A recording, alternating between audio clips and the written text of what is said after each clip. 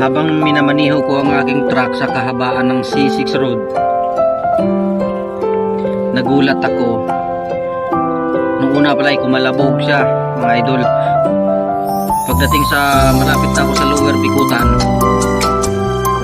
lumagabog at nagulat ako na propeller ko ay nalaglag na sa kalsada. Yun ang dahilan kung bakit ako naberiya. Everything sucks.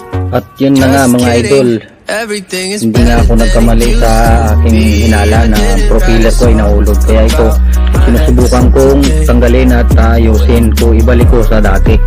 Kaya ito, tinanggal ko siya para maibalik ko dun sa pinagkakabitan niya, para makatakbo na naman ako ulit, makabiyahe na naman ulit.